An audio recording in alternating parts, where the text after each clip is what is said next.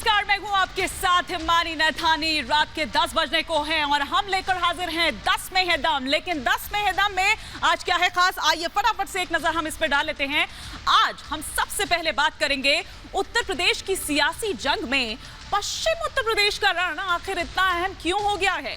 क्यों मुख्यमंत्री योगी तमंचावाद का जिक्र करके लगातार सपा पर हमला बोल रहे हैं। जाट लैंड को जीतने के लिए बीजेपी और सपा के दिग्गजों ने वेस्ट यूपी में आखिर डेरा क्यों डाल दिया है। उधर अखिलेश और जयंत की जोड़ी आज गाजियाबाद में थी। अखिलेश ने बीजेपी पर पलटवार करते हुए कहा कि अब बीजेपी का पलायन तय है। हम ये भी जानेंगे कि जाने माने शायर मुनव्वर राणा को चुनाव आते ही आखिर यूपी में क्यों डर लगने लगता है।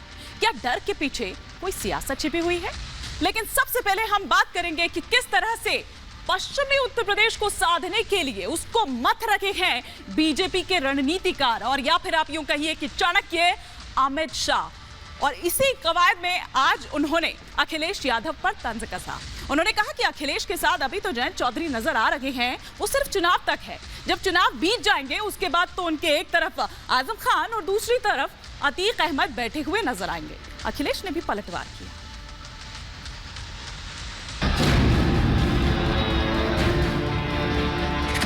जाटलैंड में सियासी घमासान। वो तो भैया दिखाई पड़ता है आप साथ साथ, मगर साथ साथ कब हो। अगर सरकार बन गई तो जयंत भाई निकल जाएंगे और आजम खान बैठ जाएंगे। शाह का वार, अखिलेश का पलटवार। उनको क्या घबराहट है, जयंत चौधरी जी हमेशा रहेंगे।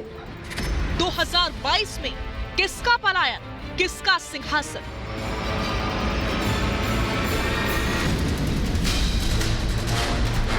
दो 2022 की सियासी जंग की शुरुआत पश्चिमी यूपी से होने जा रही है। 10 फरवरी को पहले चरण का मतदान है। पश्चिम को जीतने के लिए महारथी मैदान में उतर चुके हैं। माना जा रहा है कि जिसने भी जाटलैंड में बढ़त बना ली उसके लिए सत्ता का रास्ता आसान हो जाएगा। यही कारण है कि कल अखिलेश यादव और जयंत चौधरी ने मुजफ्फरनगर में प्रेस कॉन्फ्रेंस कर बीजेपी को सत्ता से बाहर करने की शपथ ली। तो बीजेपी के चाणक्य अमित शाह ने आज मुजफ्फरनगर में डोर टू डोर प्रचार किया। इस दौरान शाह ने मुजफ्फरनगर दंगों का जिक्र करते हुए पूर्व की अखिलेश सरकार पर जोरदार हमला बोला। मुजफ्फरनगर के दंगे जिस प्रकार से वोट बैंक को ध्यान में रखकर दंगों में पुलिस ने कार्रवाई की, ऐसा पूरे देश में कहीं पर नहीं। जो पीड़ित थे उनको आरोपी बना दिया, जो आरोपी थे उनको पीड़ित बना दिया और हजारों केस फर्जी केस दर्ज करने का काम किया।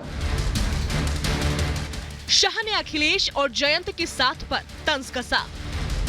शाह ने कहा, अखिलेश आज जयंत चौधरी के साथ दिख रहे हैं। चुनाव जीतते ही उनके बगल में आजम खान और अतीक अहमद जैसे लोग बैठ जाएंगे। कल अखिलेश जी और जयंत जी की मैंने प्रेस कॉन्फ्रेंस देखी। अखिलेश जी ने बहुत अच्छे से बात की कि हम साथ साथ हैं, हम साथ साथ हैं, हम साथ साथ हैं। वो तो भैया दिखाई पड़ता है आप साथ साथ, मगर साथ साथ कब हो, कब तक हो। मैं बताऊं आपको, काउंटिंग तक। अगर सरकार बन गई तो जयंत भाई निकल जाएंगे और आजम खान बैठ जाएंगे। बैठेंगे या नहीं बैठेंगे बताओ भाई, बैठेंगे या नहीं बैठेंगे। अभी तो जेल में है, अभी तो जेल में है। फिर आप जयंत जी को उनके साथ नहीं देखोगे, अतीक अहमद आ जाएंगे। उनको क्या घबराहट है, जयंत चौधरी जी हमेशा रहेंगे। 2013 में मुजफ्फरनगर दंगे के बाद पश्चिम में सियासी समीकरण ऐसे बदले कि 2014, 2017 और 2019 के चुनावों में बीजेपी की बल्ले बल्ले रही है। अमित शाह ने कैराना में पलायन का मुद्दा उठाते हुए कहा कि यूपी में पलायन कराने वालों का पलायन हो रहा है। शाह ने सपा प्रत्याशियों पर भी सवाल उठाया। कहा, अपराधी और माफिया या तो अखिलेश की सूची में है या फिर जेल में। पलायन कराने वाले माफिया आज उत्तर प्रदेश से पलायन कर गए। माफिया तीन ही जगह पे है, तीन ही जगह पे है। या तो उत्तर प्रदेश छोड़ गए हैं, या तो जेल में है, या अखिलेश की प्रत्याशी की सूची में है, चौथी कोई जगह पे नहीं। भारतीय जनता पार्टी का पलायन होने वाला है, राजनीतिक पलायन इस बार। किसान नौजवान तैयार हैं इनको हटाने के लिए। मुजफ्फरनगर से सहारनपुर पहुंचे अमित शाह ने अखिलेश को चुनौती दी। शाह ने कहा कि अखिलेश हमसे हिसाब मांगते हैं कि यूपी में क्या हुआ है। हम तो विकास के आंकड़े लेकर आए हैं, आप प्रेस कॉन्फ्रेंस करके दिखाओ, मैं कार्यकर्ताओं को भेजने के लिए तैयार हूँ। कितने मेडिकल कॉलेज थे? और जोर से बोलो, कितने थे? आज हमने 5 साल में 12 से बढ़ाकर 40 तक पहुंचाने का काम ये भारतीय जनता पार्टी। अखिलेश बाबू हमारा हिसाब मांगते हो? कल एक प्रेस वार्ता कर कहो कि आपके सपा बसपा का जो 20 साल रहा उसमें कितने नए मेडिकल कॉलेज खोले? अगर यहाँ के लोगों का पेट कोई भर रहा है तो वो हमारा अन्नदाता है। हमें उम्मीद है कि शहर के लोग भी अन्नदाता के पक्ष में मतदान करेंगे। यहाँ निगेटिव पॉलिटिक्स अगर कोई कर रहा है, नकारात्मक पॉलिटिक्स कोई कर रहा है, तो वो भारतीय जनता पार्टी कर रही है। हम दोनों लोग मिलकर के नकारात्मक पॉलिटिक्स को खत्म करना चाहते हैं। एक बार फिर वही भाईचारा की पॉलिटिक्स करना चाहते हैं कि हम सब एक हैं। जो गंगा जमुनी तहजीब है उसको बढ़ा करके खुशहाली के रास्ते पर ले जाना चाहते हैं। अमित शाह ने वैक्सीन को लेकर भी अखिलेश यादव पर सवाल उठाए। शाह ने कहा कि अखिलेश कहते थे बीजेपी का टीका है, मत लगाना, फिर डर कर लगवा लिया। अखिलेश को सब्जी में भी मोदी दिखते हैं। अखिलेश बाबू याद करो, कहते थे ये तो भाजपा का टीका है, खतरे से खाली नहीं है, मत लगाइए होगा। उन्होंने नहीं लगाया, 1 महीने के बाद डरकर उन्होंने भी लगा दिया। इस प्रकार का नेतृत्व है जो संजीदगी ही नहीं, हंसते हंसते आते हैं मंच पर, टीका मत लगाइए, तो मोदी टीका है। अरे टीके में क्या मोदी होता है? हर चीज में आपको मोदी दिखाई पड़ता है। घर की सब्जी में भी शायद मोदी दिखाई पड़ेगा। किसान आंदोलन के बाद पश्चिमी यूपी में सियासी समीकरण बदले हैं। अखिलेश जयंत मुस्लिम और जाटों को साथ लेकर जीत की इबारत लिखने की कोशिश कर रहे हैं, तो वहीं बीजेपी शाह नीति के जरिए पश्चिम का रण जीतने में जुट गई है। अब देखना होगा कि जाट किसका साथ देते हैं और कौन 2022 में यूपी का किंग बनता है। Bureau report, Republic Bharat. तो ये तो आपने शाह और अखिलेश का बार पलटवार देखा। अब एक और बार पलटवार आपको दिखाते हैं, क्योंकि उत्तर प्रदेश की लड़ाई में 2 ही चेहरे नजर आ रहे हैं, एक भगवा और एक लाल, यानी कि अखिलेश यादव और योगी आदित्यनाथ। ये 2 ऐसे चेहरे हैं, ये 2 ऐसी पार्टीज हैं जो आमने सामने की लड़ाई यहां पर दिखाई दे रही है। और इसीलिए ये कहा जा रहा है कि उत्तर प्रदेश का चुनाव इस बार बाइपोलर दिखाई दे रहा है।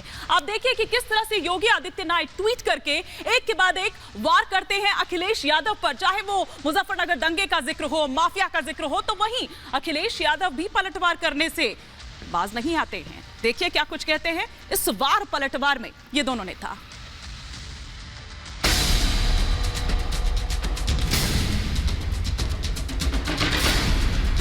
मुजफ्फरनगर के निर्दोष नौजवानों पर कभी गोली चला करके और कभी अयोध्या में राम भक्तों पर गोली चलाने का पाप भी और उसका दाग भी इनकी टोपी पर लगा हुआ है। एक मुख्यमंत्री, उसे टिकट मांगनी पड़ रही हो अपने ही पार्टी से, हमें यहाँ से लड़ना है, यहाँ से लड़ना है, और बाद में भारतीय जनता पार्टी ने उन्हें अपने घर पहुंचा दिया जिससे लखनऊ ना आए दोबारा।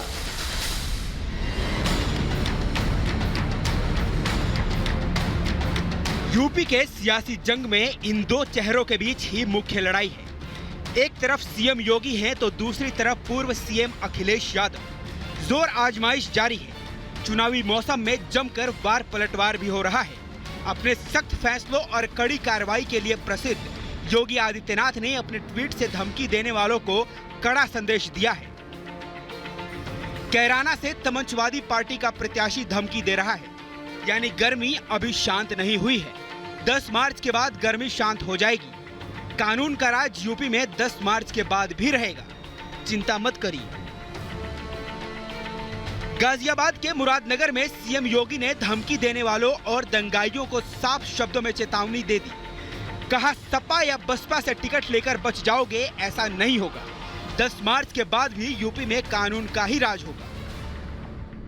आज जब चुनाव आया है, गलतफहमी में फिर आ गए हैं। उनको लगता है कि हम सपा या बसपा का टिकट लेकर के अगर चुनाव लड़ जाएंगे तो एक सर्टिफिकेट मिल जाएगा। कानून का राज तो यूपी में 10 मार्च के बाद भी रहेगा, चिंता मत करिए। लेकिन 10 मार्च के बाद आप देखेंगे इनके गले में तख्ती लटकती हुई दिखाई देगी। ये लोग किसी थाने की चौखट में जाकर के इस बात की भीख मांगते हुए दिखाई देंगे कि बकस दो, बकस दो। सब्जी बेच करके फुटपाथ पर, चद्दर में, किसी बोरे में सामान बेच करके अपना पेट भर लेंगे।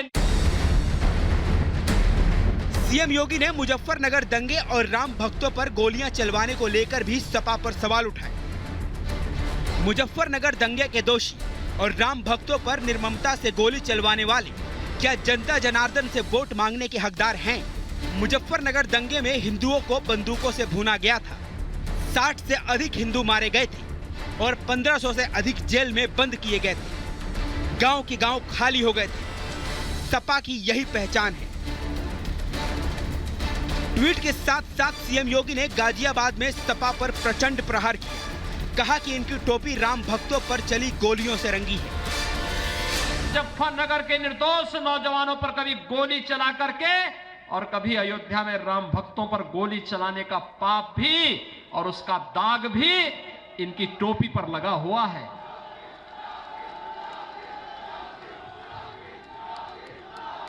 ये निर्दोष राम भक्तों के खून से भी इनकी टोपी रंगी हुई है। अन्न संकल्प के लिए हम पोटी लेके चलते हैं। किसान जो हमें पेट भरता है और कपड़े दे पहनाता है, उसके हक में हम दोनों लोग लगातार इसी तरह से संकल्प करते रहेंगे और लड़ाई लड़ते रहेंगे जब तक भारतीय जनता पार्टी को हटा न लें और उत्तर प्रदेश से सफाया न कर दें। सीएम योगी ने महिला सुरक्षा और सरकारी भर्ती को लेकर भी सपा पर जोरदार हमला बोला। वहीं योगी के वार पर अखिलेश ने भी पलटवार किया। मुलायम सिंह जी कहते थे, ये तो नौजवानों से गलती हो जाती है। बेटी की सुरक्षा खतरे में है।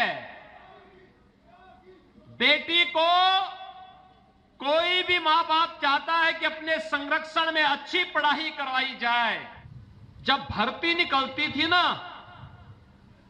तो उस भर्ती में आपके छपरौली से, आपके बागपत के नौजवान भर्ती नहीं होते थे। सब सिपाही खानदान अपने यहां से पैसा ले लेकर के भर्ती करवाता था। उन्हें टिकट मांगनी पड़ी बीजेपी से। सोचो, एक मुख्यमंत्री, उसे टिकट मांगनी पड़ रही हो अपने ही पार्टी से, हमें यहां से लड़ना है, यहां से लड़ना है, और बाद में भारतीय जनता पार्टी ने उन्हें अपने घर पहुंचा दिया जिससे लखनऊ ना आए दोबारा। चिंता का विषय यह है कि वो घर चुनाव से पहले ही पहुंचा दिए और असली अब जनता उन्हें घर पहुंचा देगी। यूपी की सियासी जंग को जीतने के लिए पश्चिमी यूपी को जीतना बहुत जरूरी है। रण के पहले चरण की शुरुआत यहीं से हो रही है। लाजमी है 2022 के मुख्य प्रतिद्वंदी योगी और अखिलेश ने पश्चिम में डेरा डाल दिया है। योगी ने आज बागपत और मुरादनगर में पार्टी के लिए वोट मांगे, तो अखिलेश ने गाजियाबाद में साइकिल को दौड़ाने की कोशिश की। अब देखना है कि 2022 के सियासी युद्ध में कौन किसको मात देता है। Bureau report, Republic Bharat. चुनाव आते ही शायर मुनव्वर राणा साहब को डर लगने लगता है और वो ये कह रहे हैं कि अगर प्रदेश में योगी सरकार की वापसी होगी तो वो पलायन कर लेंगे।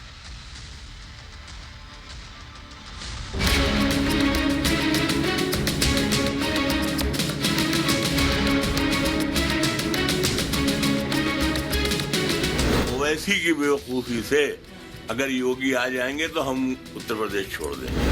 अब इनके दिमाग में बात समझ में नहीं आती कि इस तरह की बात कहने से वो बीजेपी को एक मौका दे रहे हैं मुस्लिम समाज को बदनाम करने के लिए। उत्तर प्रदेश में चुनावी बिसात पर अब हर दांव आजमाए जा रहे हैं। इन्हीं दांव में से एक है पलायन दांव। 2014 में आम चुनाव से पहले जिस तरह मोदी का सत्ता में आने को लेकर डर फैलाया जा रहा था और कई लोग देश छोड़ने की बात कर रहे थे, उत्तर प्रदेश में योगी सरकार को लेकर भी अब कुछ ऐसी ही बातें होने लगी हैं। और ये बातें कर रहे हैं शायर मुनव्वर राणा। राणा साहब बीते 5 साल से योगी राज में रह रहे हैं, लेकिन जैसे ही चुनाव नजदीक आया उनको डर लगने लगा। ये शर्म की बात है कि मुसलमान डर के मारे घर में सब्जी काटने की छुट्टी नहीं रखता है। ओवैसी की बेवकूफी से अगर योगी आ जाएंगे तो हम उत्तर प्रदेश छोड़ देंगे। मुनव्वर राणा के आरोपों पर बीजेपी की प्रतिक्रिया भी आपको सुनवाएंगे, लेकिन पहले सुनिए मुनव्वर के आरोपों पर ओवैसी ने क्या जवाब दिया। अब इनके दिमाग में बात समझ में नहीं आती कि इस तरह की बात कहने से वो बीजेपी को एक मौका दे रहे हैं मुस्लिम समाज को बदनाम करने के लिए। मुनव्वर राणा ने बीजेपी के मुस्लिम नेताओं पर भी सवाल उठाए। कहा इन लोगों को पद की भीख दी गई है। ये मुसलमान कहाँ से हैं आप बताएं हमको। मतलब सर्टिफिकेट चाहिए मुसलमान होने न उनकी बीवी मुसलमान, न उनके बच्चे मुसलमान, न उनकी हरकतें मुसलमानों की। ये पद की भीख दे करके किसी को मुसलमान को उसमें मिला लेना ये कोई खेल नहीं है। अब देखिए मुनव्वर के आरोपों पर कैसे बीजेपी के मुस्लिम नेताओं ने पलटवार किया। कोई डरा नहीं हुआ है। भारत के मुसलमानों के लिए भारत से अच्छा देश, हिंदू से अच्छा दोस्त और नरेंद्र मोदी से अच्छा नेता नहीं मिलेगा। और यूपी के मुसलमानों के लिए भी योगी से अच्छा कानून का राज लाने वाला मुख्यमंत्री नहीं मिलेगा। मुनव्वर राणा के घर के लोग अगर कानून तोड़ेंगे तो कार्रवाई होगी, तो उसको हिंदू और मुसलमान के चश्मे से क्यों देख रहे हैं। कहाँ जाएंगे, कहाँ देश भर में तो कहीं भी जाएंगे तो मोदी जी से सामना होगा आपका। मोदी जी देश के प्रधानमंत्री हैं, 124 करोड़ लोगों के लिए काम कर रहे हैं। उत्तर प्रदेश में 24 करोड़ जनता के लिए आदरणीय योगी जी काम कर रहे हैं। आप नहीं करना चाहते थे, आप खाली अपना निजी कार्य करना चाहते थे। अपने निजी स्वार्थों के लिए आप समाजवादी पार्टियों, बहुजन समाज पार्टियों, कांग्रेस के चक्कर लगाया करते थे।